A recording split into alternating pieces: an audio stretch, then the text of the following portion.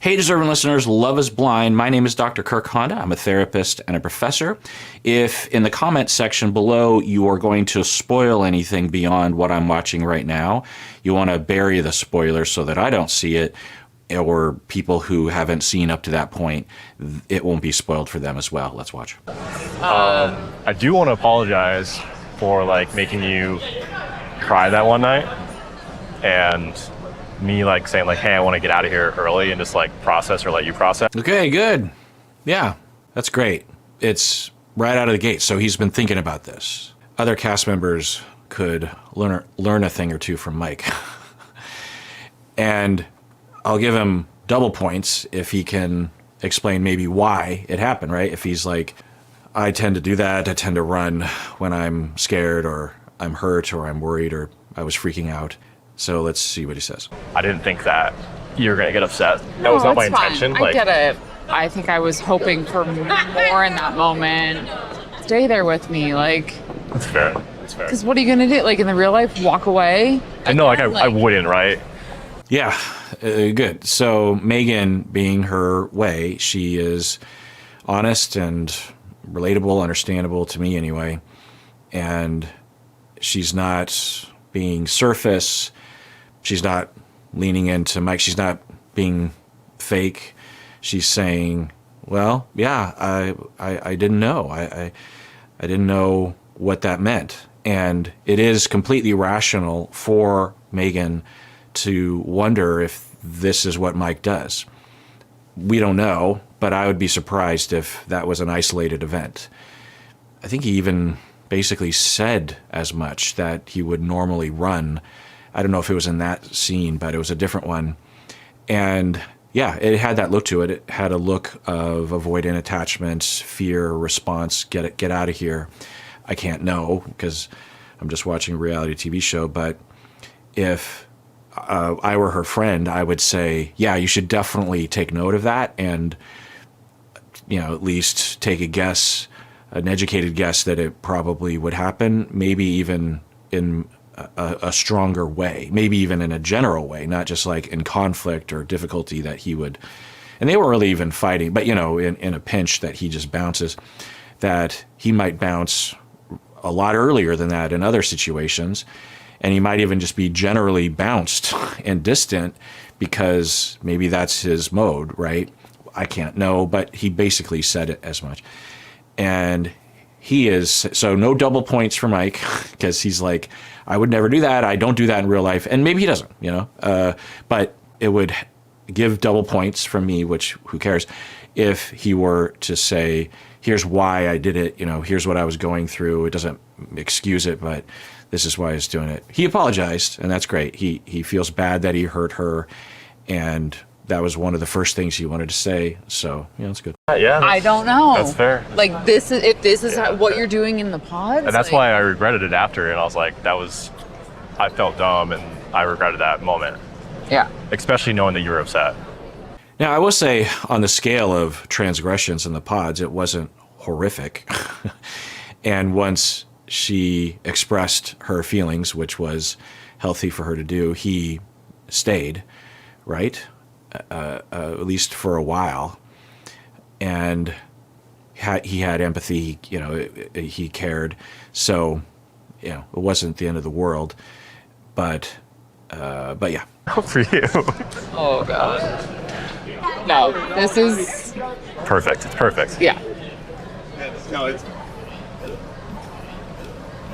I was so tempted to slide into your DMs or message you, but I'm not gonna. Yeah, and I appreciate that. At the very least, I think what we're seeing in Mike and also in Brendan, I don't know if I showed those scenes, that their feelings for their person were genuine. This scene makes it seem like Mike is still in that space. It's only a week or so after leaving the pods, maybe 2. Or no, it would be longer than that, right, because of the getaway. So maybe 2 weeks, maybe 3, anyway. And he's still kind of pining after her, which is understandable.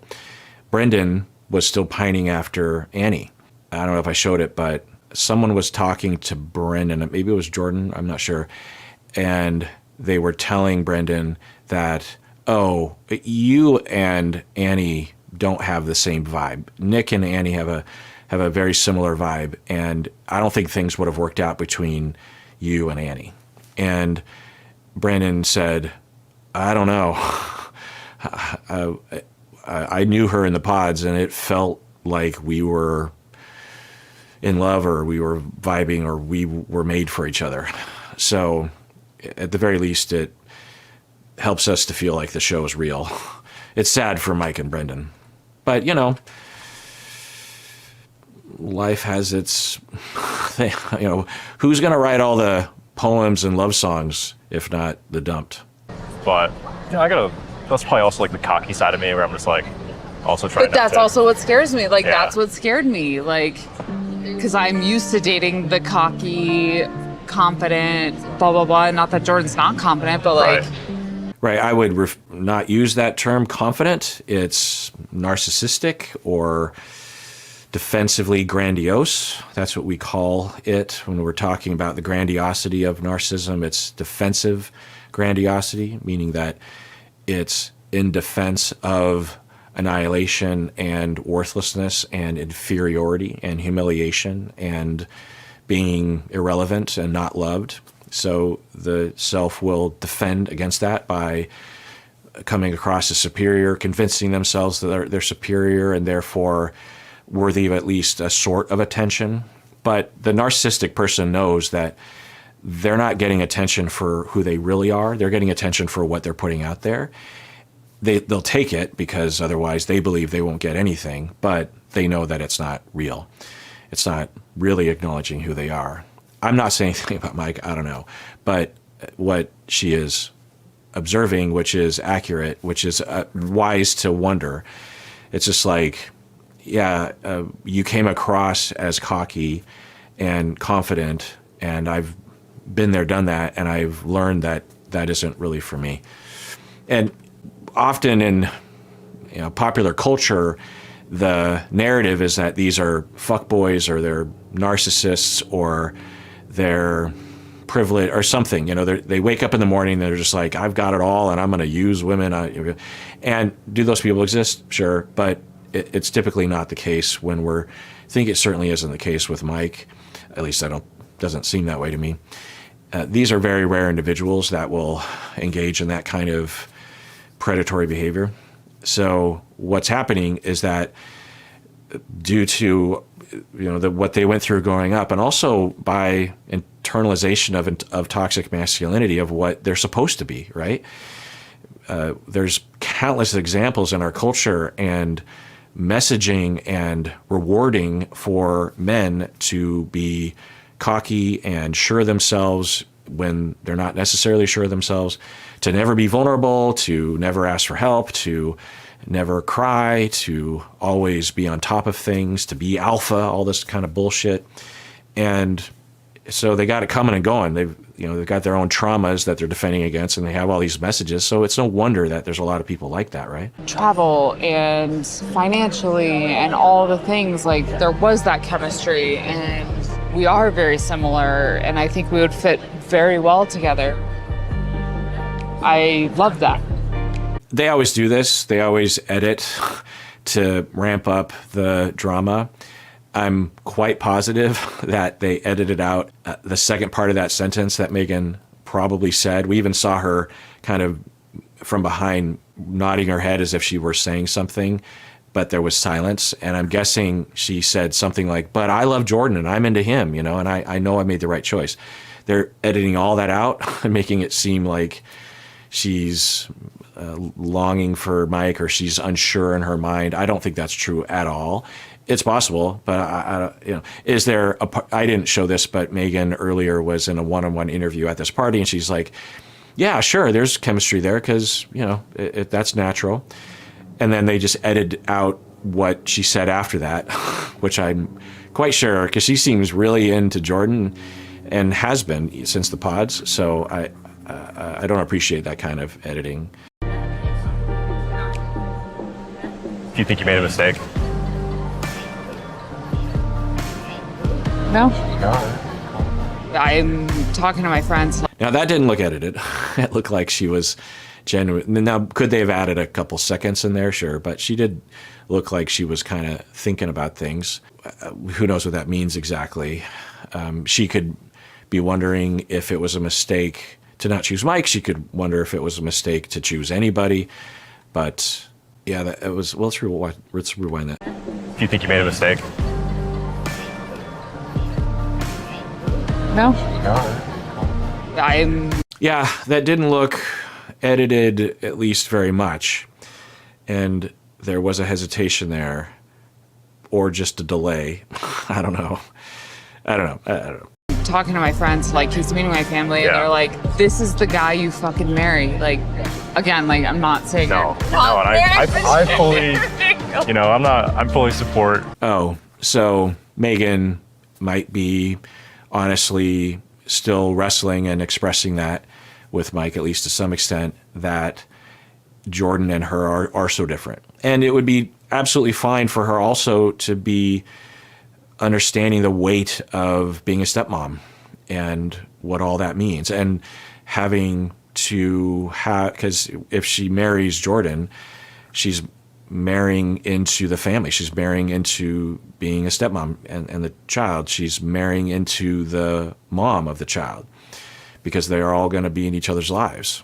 And it's a package deal, right?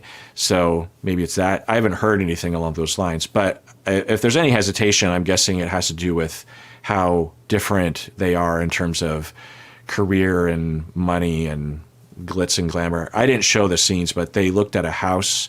It was really interesting. It was almost like they were trying to make it like a House Hunter or a HGTV kind of. It was a long sequence where they were looking at a really expensive house, a $2 million house in Denver, and they were having conversations about it. And he, in a one-on-one interview, he's saying, Megan is saying that she wants to live in a really nice place. I can't afford to pay half of this place.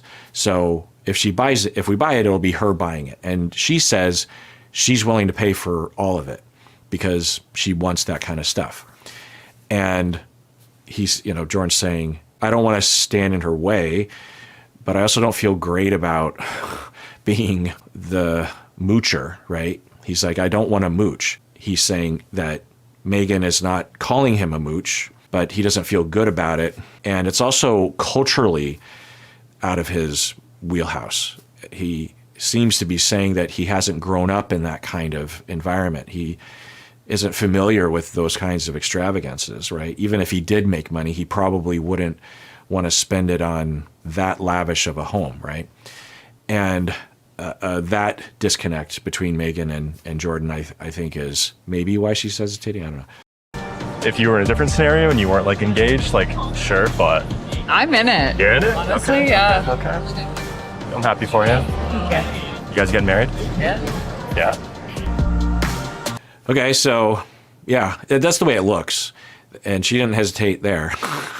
Now, maybe things will change, or she's just saying that, but most cast members, when they're asked that question, will hedge their bets a little bit. They're like, "Well, we'll see. I'm in it fully until for the next," or what the phrases they say. They'll say, "I am 100% in this process." They'll say something like that, right?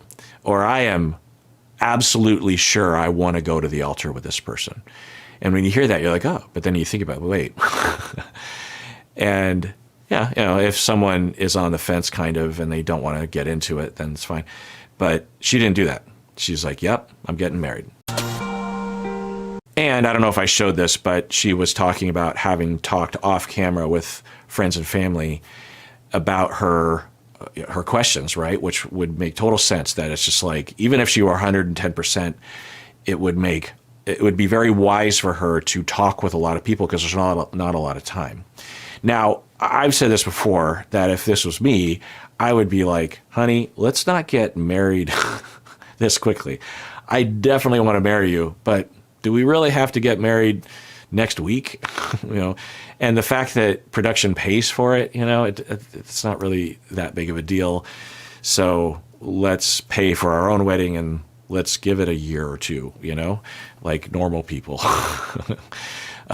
just give each other kind of just a little bit more time. There's no rush anyway. But yeah. So what was I saying? I forget. Oh, she was talking about how she is in a rush to really figure out if this is what she thinks it is. And so she's talking to all those people, and she's saying that they're all telling me that this guy's great. All right, well, I want to remind everyone we have merch. There should be a link below. We're coming up on the holiday season. We have changed, Stacy, my wife, changed to a different merch outfit, which has better responsiveness, a lot better customer service. They get stuff out a lot quicker, really good quality stuff. I use this tumbler every day. I like it. It's a good size. It feels good in the mouth. Is that a thing to say on the internet? And take care of yourself because you deserve it. You really, really do.